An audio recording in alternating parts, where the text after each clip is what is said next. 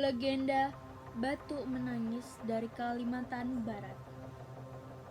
Pada zaman dahulu kala, di atas sebuah bukit kecil yang jauh dari pemukiman warga, di daerah Kalimantan Barat hiduplah seorang ibu janda yang sangat miskin bersama seorang anak gadisnya. Anak gadisnya itu sangat cantik, bentuk tubuhnya sangat indah, rambutnya terurai rapi sampai ke mata kaki. Poniringnya rambut tersisir rapi dan keningnya sehalus batu cendana.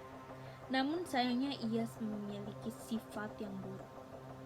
Gadis itu amat pemalas, tak pernah membantu ibunya melakukan pekerjaan-pekerjaan rumah. Kerjanya hanyalah berseks setiap hari. Selain pemalas, anak gadis itu sikapnya manja sekali. Segala permintaannya harus dikabulkan, tanpa memperdulikan keadaan ibunya yang sangat miskin.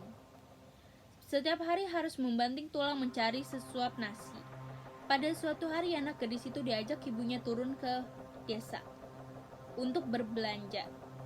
Letak pasar dari desa itu amat jauh, sehingga mereka harus berjalan kaki yang cukup melelahkan. Anak gadis itu berjalan melanggang dengan memakai pakaian yang sangat elegan dan sangat rapi untuk memancing semua orang untuk melihatnya karena kecantikannya. Dan ibunya memakai pakaian sangat dekil, membawa tas belanja untuk berbelanja di pasar. Karena mereka hidup di tempat terpencil, tak seorang pun mengetahui bahwa kedua perempuan yang berjalan itu adalah ibu dan anak.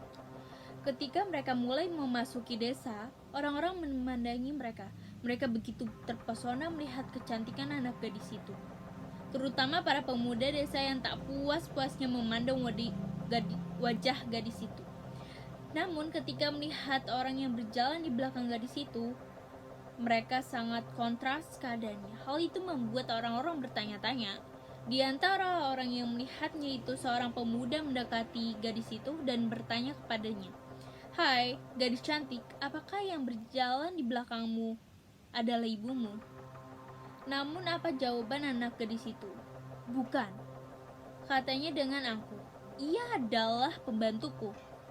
Kedua ibu dan anak itu kemudian meneruskan perjalanan. Tak seberapa jauh mendekati lagi, seorang pemuda dan bertanya kepada anak gadis itu, "Hai manis, apakah yang berjalan di belakangmu itu ibumu?" Bukan," jawab gadis itu, mendongakkan kepalanya. "Ia adalah budak." Begitulah setiap gadis itu bertemu dengan seorang di sepanjang jalan yang menanyakan perihal ibunya. Selalu jawabannya itu, ibunya diperlakukan sebagai pembantu atau budaknya. Pada mulanya mendengar jawaban putrinya yang durhaka itu, jika ditanya orang, si ibu masih dapat menahan diri. Namun setelah berulang kali didengarnya jawaban sama dan yang amat menyakitkan hati, akhirnya si ibu malang itu tak dapat menahan diri. Si ibu berdoa, "Ya Tuhan, hamba tak kuat menahan hinaan ini. Anak kandung hamba begitu teganya memperlakukan diri hamba sedemikian rupa. Ya Tuhan, hukumlah anak durhaka ini, hukumlah dia." Atas kekuasaan Tuhan yang Maha Esa, perlahan-lahan tubuh gadis durhaka itu berubah menjadi batu. Perubahan itu dimulai dari kaki. Ketika perubahan itu telah mencapai setengah badan, anak gadis itu menangis memohon ampun kepada ibunya. "Oh ibu, ampunilah saya. Ampunilah kedurhakaan anakmu selama ini. Ibu, ampunilah anakmu." Anak gadis itu terus menatap dan menangis memohon kepada ibunya. Akan tetapi semuanya telah terlambat. Seluruh tubuh gadis itu berubah menjadi batu.